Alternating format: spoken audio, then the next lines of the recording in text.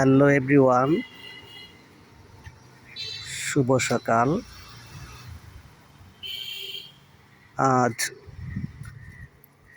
13ই June 2026 সাল, রোজ শনিবার।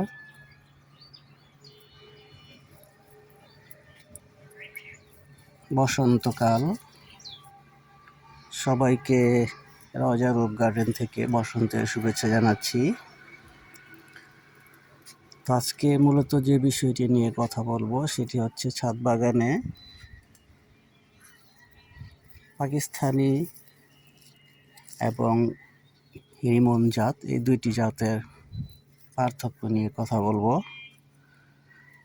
তো আমার পাশে যে গাছটি দেখতে পাচ্ছেন এটি হচ্ছে পাকিস্তানি জাতের একটি আনার। তো আনারের সাইজ মাশাআল্লাহ বিগ ইন সাইজ। তো পাকিস্তানি আনারের একটি বৈশিষ্ট্য হচ্ছে এটি ছোট অবস্থায় এরকম সবুজ হবে এবং এটি যখন ম্যাচিউর হয়ে যাবে তখন এরকম ইউলিশ ভাব চলে আসবে। মাশাআল্লাহ, আল্লাহ যথেষ্ট আনার দিয়েছেন। তো গাছটির বয়স মেবি 9 মাস হবে। তো গাছটি আমি সংগ্রহ করেছি ফরিদপুর বিভাগ থেকে, ইডেন কলেজের ছাত্রী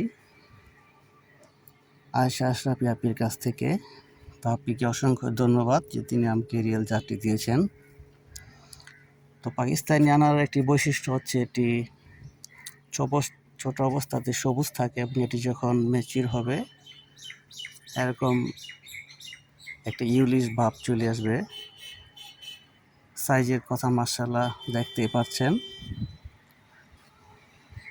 এর আরেকটি বিশেষত্ব হচ্ছে এর বিচিগুলো হবে সফট এবং জুসি, বাট ভিতরের অংশটা সাদা টাইপের। তো এটা এই প্রথম আমার ছাদ বাগানে ফলন আসছে। তো আমি এই পাশে যে গাছটি দেখাচ্ছি এটি হচ্ছে রিমন জাতের একটি আনার।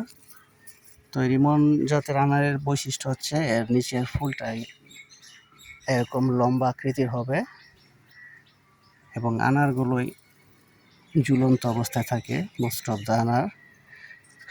আর পাকিস্তানি আনারটা যেমন গাছের একেবারে ডগায় থাকে, কিন্তু রিমন জাতটি এমন ঝুলন্ত অবস্থা থাকে এবং নিচের ফুলটা এরকম লম্বা আকৃতির হয়। This is the different. তো ছাদ বাগানের জন্য আমি মনে করি এটি একটি আদর্শ জাত। তো ছাদ বাগান অথবা যদি কেউ কমার্শিয়ালিও করতে চান সেক্ষেত্রে আমি রিকমেন্ড করব এই দুটি জাত করতে পারেন। এটি নিঃসন্দেহে ভালো জাত। তো আমাদের ওয়েদারে মাশাআল্লাহ ভালো ফলন আসে, সেক্ষেত্রে আপনি নির্দ্বিধায় চারা দুটি আপনার ছাদ বাগানে রাখতে পারেন।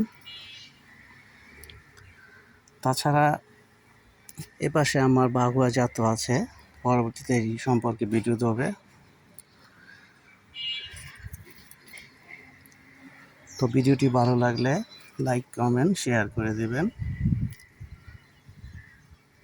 বিশেষ করে ভিডিওটি আপনার সে সকল বন্ধুদের মাঝে শেয়ার করে দিবেন যারা গার্ডেনিং করতে ভালোবাসে। No more today.